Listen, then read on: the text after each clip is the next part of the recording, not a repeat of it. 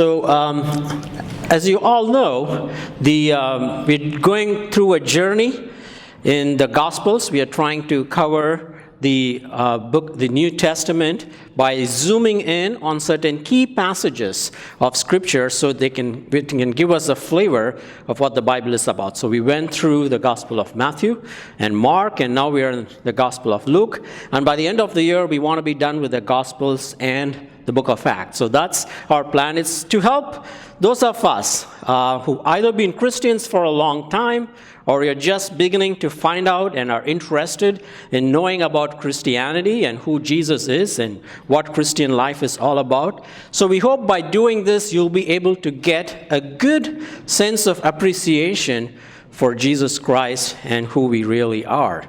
And I hope that this would be a blessing. So this morning, we find ourselves in a passage in a gospel account about Jesus Christ that was written by a medical doctor called Luke. And he is actually narrating the gospel story to Theophilus, who was a very high-ranked Roman official, and he wants to share with them in meticulous detail about all the things that happened in the life of Jesus. And so here we find ourselves in the passage that was read to us, and I've titled this sermon as The Art of Living Like Jesus, so that you don't confuse this with the other art of living that exists out there. This is the real deal. Now there are two questions that need to be asked, and depending on who you ask these questions, you can get different responses. The first question is, who is a Christian or a follower of Jesus or a disciple? You know, if you ask this question to someone outside who does not know about Jesus Christ or who is not a Christian, who has never been to church, I remember myself at a time in my life when I was in college and I wasn't in any way interested in religion. If somebody asked me, what do you think about Christians? Who are these guys? My answer would be something like, Christians are people who are very primitive in their understanding. They're not very intelligent people. They believe in a 6-day creation. Can you believe this? They're very, very legalistic, rule-oriented people. They follow strict rules. And, they don't want to break that. And it's not just that. These are people, they don't absolutely want to have any fun in life. If you want to have fun in life, run away from Christians. And worst, they don't keep their faith to themselves. They are very judgmental people. They're very quick to judge and tell you what's so wrong with your life. So whenever I would see some Christian friends coming, I would literally run away because they will come and try to take me to some small group and this and that, But that's really the perception I had, and I'm sure even today many people have about us. But if you ask them another question, all right, what do you want to do in life? What's your life purpose? Why do you live? Well, I would have said, and I'm sure many would say, well, I'm just here to figure out what I want to do. I want to find a profession or choose a career that is appreciated in this world, that has a sense of respect. I want to make a lot of money, for sure. Bay Area, man, life's expensive. Can't do much without making money. So I can live comfortable. And I actually like to follow or be inspired by, some tech icons, or I have my favorite sports players. I'm either a Kobe fan or a LeBron fan. Maybe not so much LeBron in this part of the world, I guess. But I admire these people, and Mark Zuckerberg, Larry Page, the next new tech venture. I like these things. I'm influenced by them, follow them. So I want to be like them. That's really what I want to do, is what they would say. So that's the perception they have about Christianity and Jesus, and that's really what they are going about living their lives. All right, now let's turn and ask those same two questions to people like you and me who call ourselves as Christians.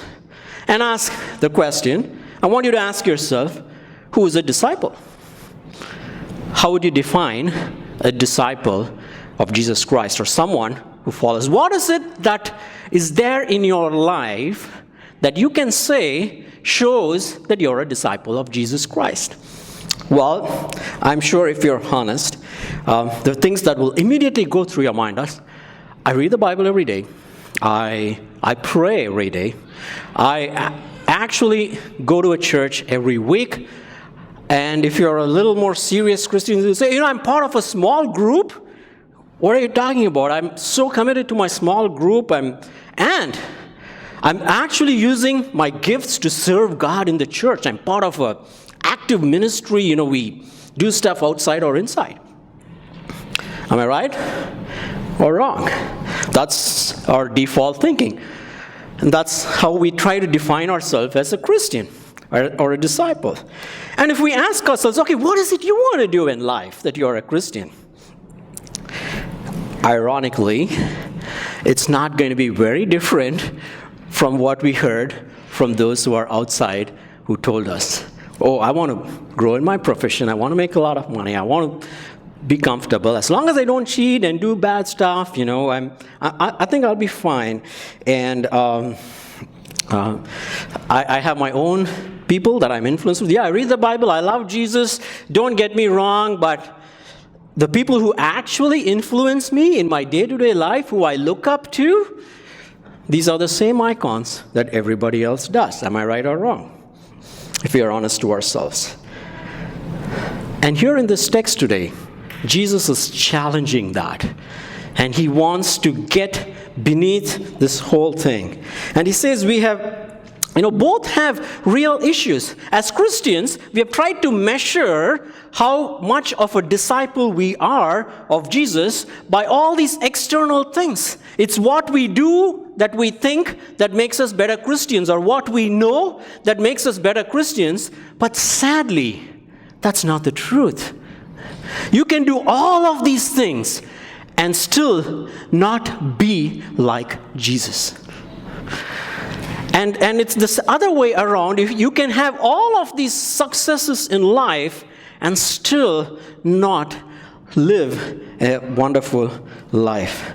We have defined and measured ourselves by these external things. So Jesus is challenging us in this text that we read today.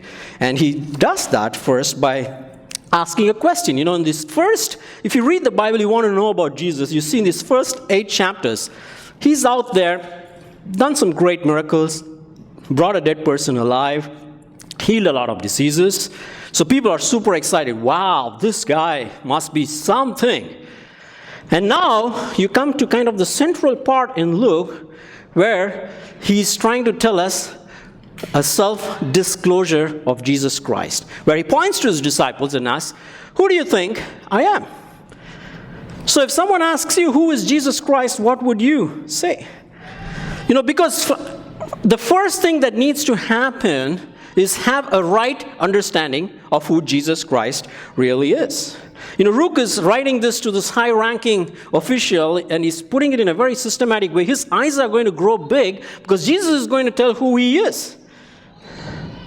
So some people thought, that Jesus was an Elijah, because many Israelites expected one of the prophets to come back up. Even till today, for some of the religious events, they have a chair in their dining facility that's waiting for Elijah to come, because that's when they thought Jesus is going to come again.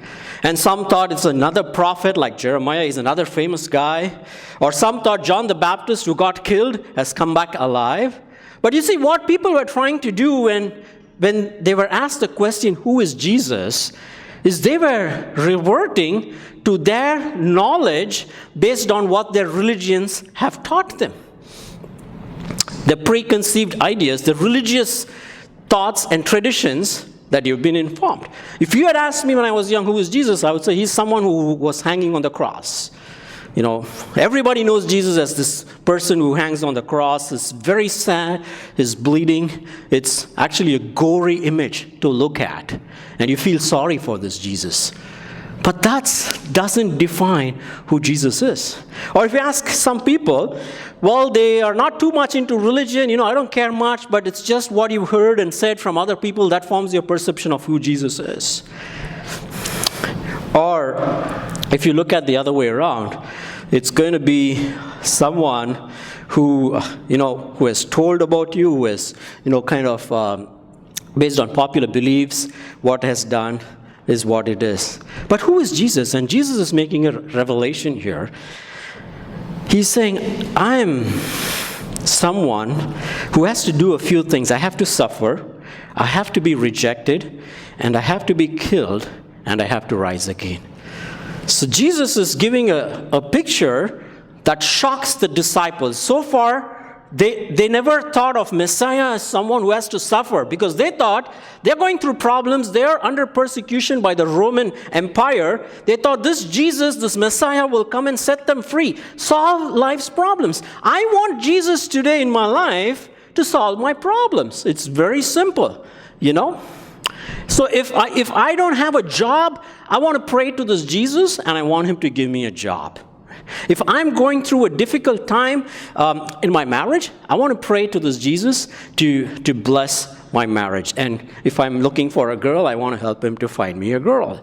So we kind of tend to treat Jesus as a commodity, as a utility, but Jesus is breaking it all up, and he's saying, no, I'm someone who has to go through these things.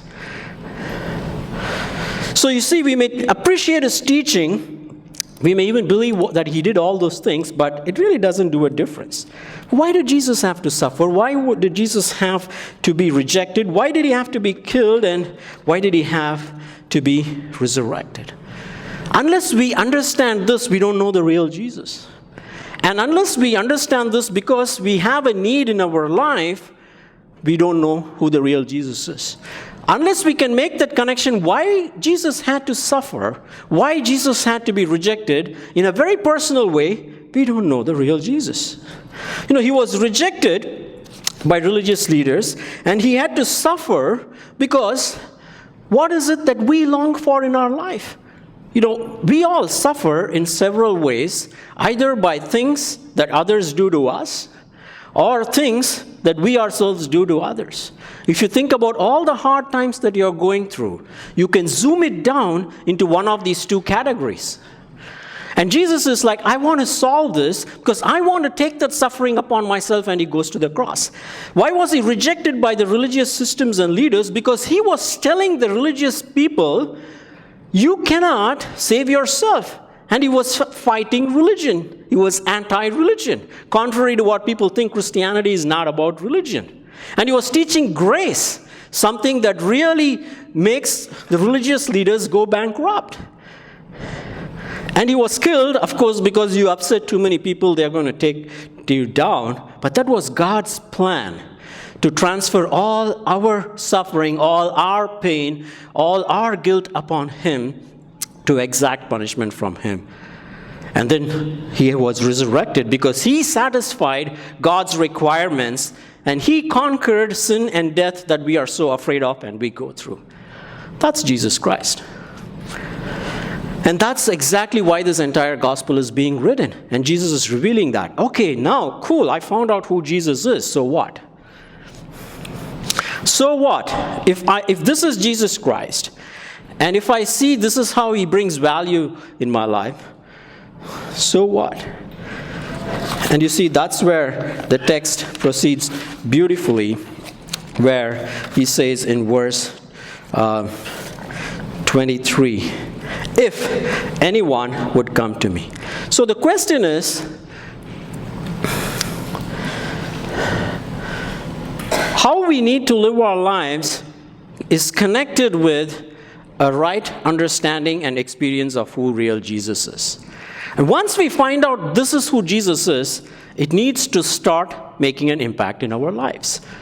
And if we say we want to follow this Jesus, now what you see here is beautiful. Jesus is not someone who forces things upon you. He says it's a choice. If you want to follow, if you want to be like me, he gives them as a choice.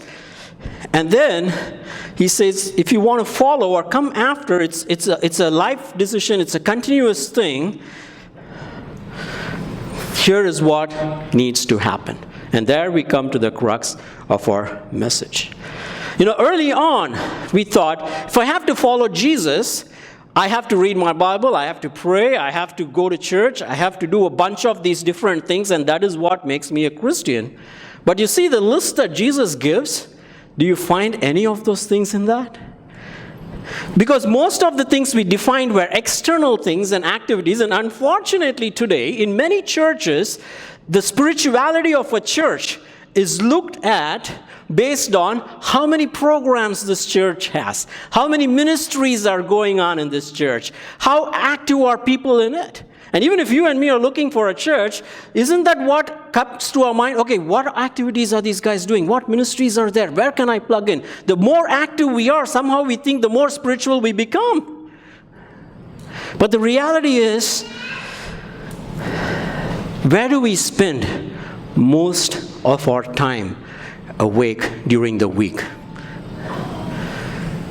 We spend 1 hour, or sometimes less than an hour if you're someone who doesn't show up on time to church, at church. But the rest of the time, where do we spend it?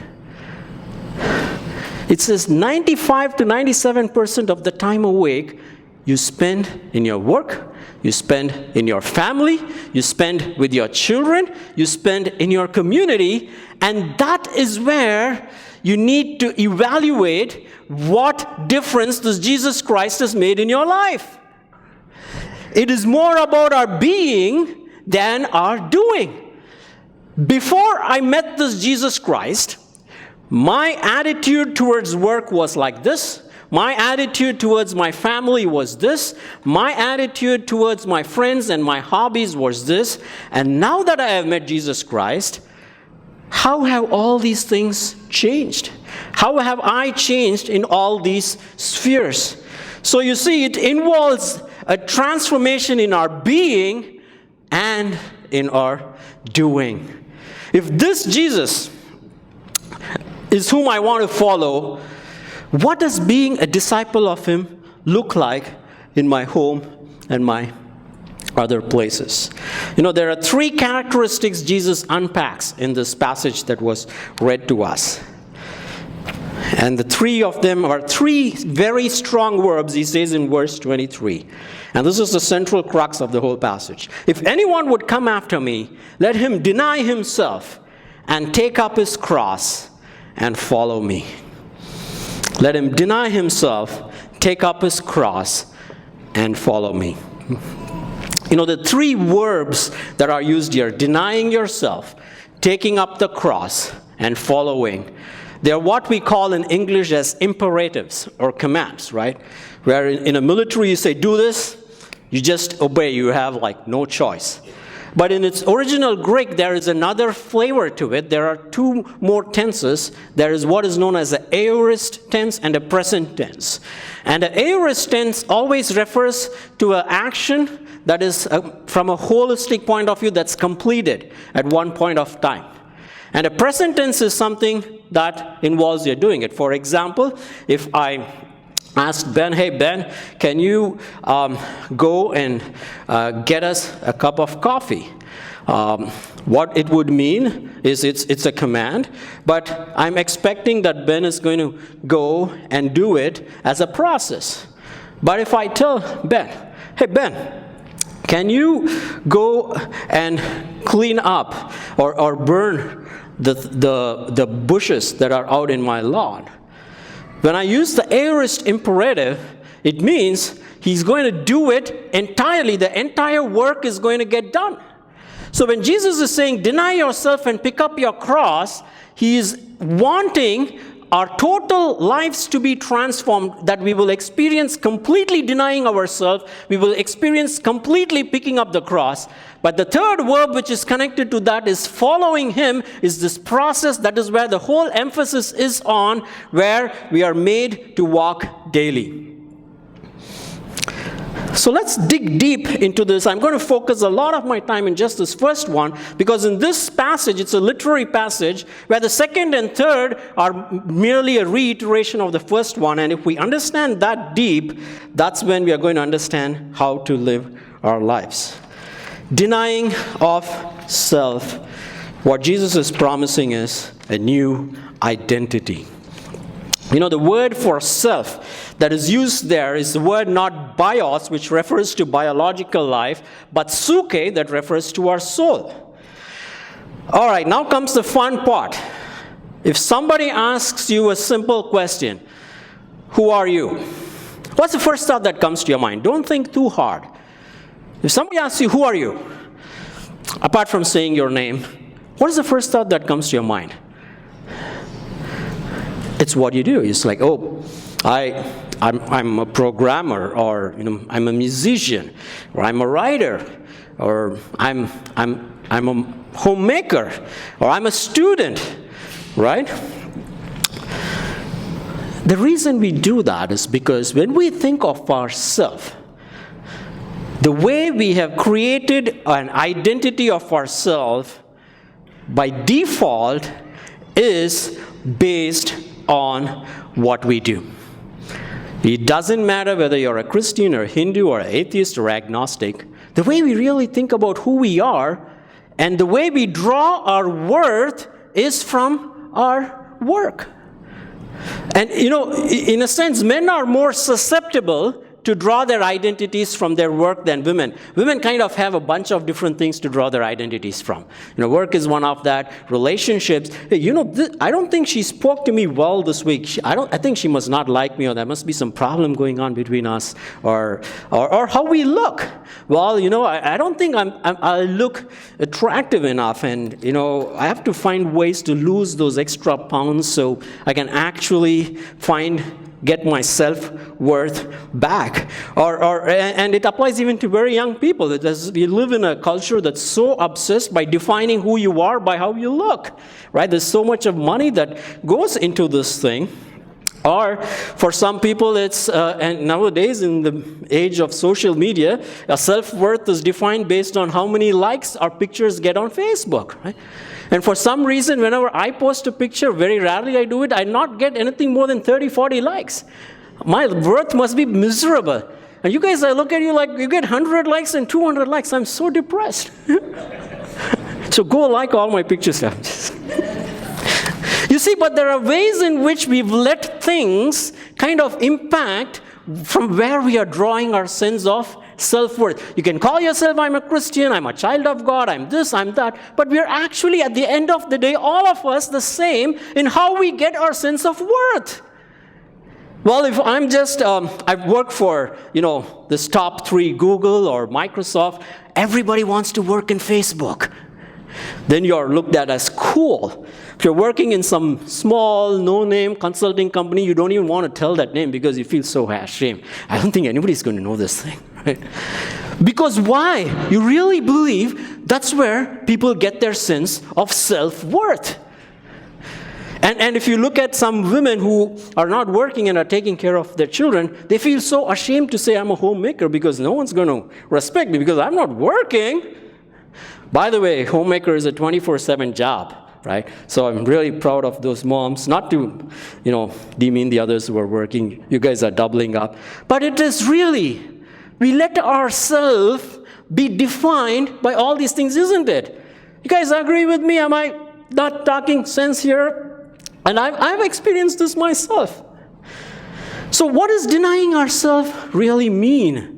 Why do we seek to get our identity from these things? You see, why is it that we let our work define our identities? The reason we seek to get our identity from these things is because it puts the power on ourselves and on our ability to control things. It kind of tells you, you can actually define who you are. That you can actually find a way to increase your sense of self-worth. But imagine this, when we die, people are not going to look at our coffin and say, you are such a great serial entrepreneur, Or he was a VP of marketing for this company. I just thought marketing because I know nobody is in marketing in this church. I didn't want to get into trouble later on. But what are people going to talk about? They're going to talk about who you are. Recently, one of the former presidents of India passed away. His name was Dr. Abdul Kalam. And the social media went ravely about his life. And if you filtered through all the different messages and profiled them, 90% of the messages were about what a wonderful, humble human being he was. How he was able to connect with ordinary people, how he had very humble roots. People were focused on who he was more than what he did. He was a rocket scientist, he was called a missile man of India, and all of these things. But really, our self is not defined by all these other things. And even in our relationship with God, we bring that and say, I have to do good to win God's approval. And that's what Jesus is saying. No. The first thing that needs to happen is deny yourself. What does denying myself mean? And this is where discipleship takes into effort. Discipleship is not measured based on the activities we are in. It is based upon two things. Really, if you've not been listening to me, please listen at this point. I can know I am a disciple based on how much of change is happening inside my heart and based on how much of change I am able to accomplish in the world outside. How much of transformation is going deep within me, and how much of transformation am I doing out there in the world to reflect Christ? Those are two wonderful ways to evaluate and measure and quantify our life of discipleship. But that is the two things we never talk about. That is the two things we never evaluate ourselves about. We kind of force ourselves into thinking if we just do the things that we normally do, we are doing fine. So denying yourself first means it's inside change and outside change. It's first of all coming to a realization that it is myself, my desire to be on top of things and to even win God's approval by my own self-effort, that's the problem. And that is the self-denial. And secondly, it's not giving into myself's desires to do things that give us the joy at the cost of others. Why do I do certain things or go after certain things is because I'm really attracted by them. And that's why Paul tells later on in Romans 12:2, do not be conformed to the pattern of this world, but be transformed by the renewing of our mind. What you feed your mind with, it grows. If you want to guard your thought life, if you keep watching things that can trigger certain behavior, if we keep reading things that can push us into doing things that we don't like, or if we keep following things in the world about money or about success that can feed into our sinful vulnerabilities, we cannot learn to deny ourselves. The first thing is to starve the sources. So that's the first inward change that we need. We need to get real and see that my goodness, my self-efforts does not bring me to Christ. It's Christ's work, and it is in Him how I am looked at that gives my real me value. And secondly, it's outside change. We do not draw our self-identity from our work, our relationships, or how we look. The problem with being successful in work is like a two-edged sword. If you're very successful, it can make you very proud. And if you're not very successful, it can make you very sad. And it's if I let this define who I really am, I'm not going to be able to live the life that God wants me to live. How can I make my work not define my identities by seeing how can my life serve others? How can I be a disciple at my workplace? Have you ever thought about that? Okay, before I became a Christian, I worked for this company doing this job. Now I am a Christian. I work for the same company. I do the same job. How have I changed? What has changed in my life? How do I be a disciple in my workplace? Is it even possible? Because everybody is doing the same stuff. How do I differentiate myself as a Christian in my workplace? So the outside change that needs to be seen, that I can measure, is something that the Bible wants to help us and Jesus wants to help us about. And 3 things can help us to do that. 3 questions. What do you do? Why do you do? And how do you do? What do you do? First of all, Martin Luther made this beautiful statement. He said, all work is God's work. All work is God's work. There is no dignity of labor in the sense like a gardener is a much low-profile guy than the CEO of a company, because for us to live, we need everybody to do their part so that we can have our water when we open the tap, we can have a garden that can be fed with water so we can take fruits. And the way I want to approach work is not based on which gives me more money. Well, I'm going to switch my job because unless I do that, I'm not going to get that 15 to 25% pay hike. You see, if we approach our work from that perspective, we are actually letting work define who we are. But rather, if we approach it from, hey, is this what I'm really wired to do? Is this how God has, and if I'm looking to make a career as a student in my life, that's the question I need to ask. What has God wired me to do? And what are the needs out there in the world that I can use what He has built in me to really be good at it and trust that God will provide, because God is the provider. So we choose our career, we choose our jobs based on our gifting and how God has wired us, rather than on which pays us most money, because He has do us. So what do you do is the first thing by which we can demonstrate by doing that to others. Secondly, is how do you do? Well, most of us are probably already in some jobs. You're already in some service industry. You're doing stuff. You're creating networks. You're doing commerce. You're helping this world to function. And you're using your skills that you already have, that God has blessed you with. But one way that you can differentiate and be a disciple is how you do what you do is excellence.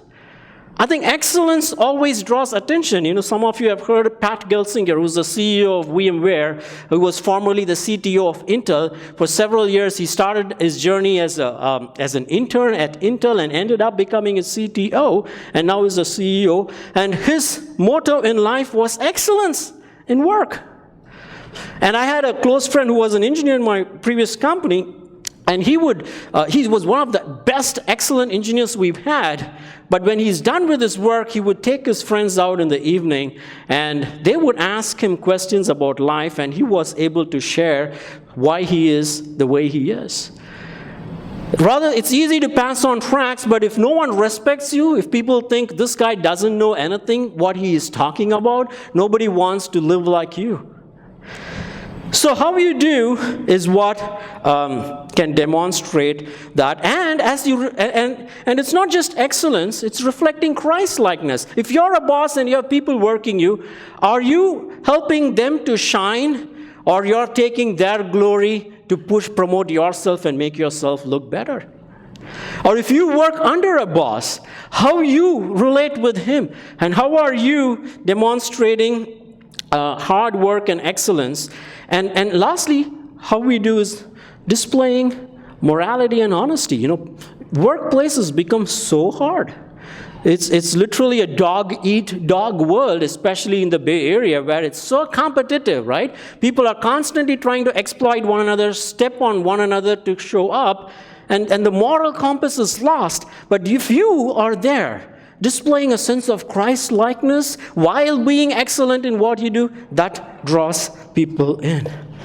And finally, why you do what you do is realizing that your work actually matters to God. We don't have time to go into this. We'll do that another time.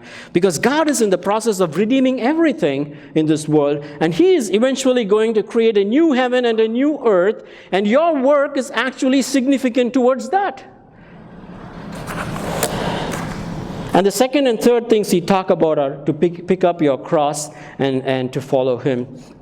These are just reiterating the first point in a bigger way. Cross-bearing, we would think, it's just about punishment or whatever. But in Roman times, when they asked someone to bear a cross, it really was something to show that that person is now submitting to the authority of the city. Because that's what was the punishment that was given. A criminal who rebelled against the state was asked to carry the cross publicly so everybody could see that this person is now owing his allegiance to the Roman Empire. And when Jesus says, pick up your cross, he talks of us now having a new affinity. When you deny yourself, you get a new identity, an identity that comes from Christ. And when you pick up your cross, you get yourself a new affinity, where now you have an affinity for the things that Christ likes.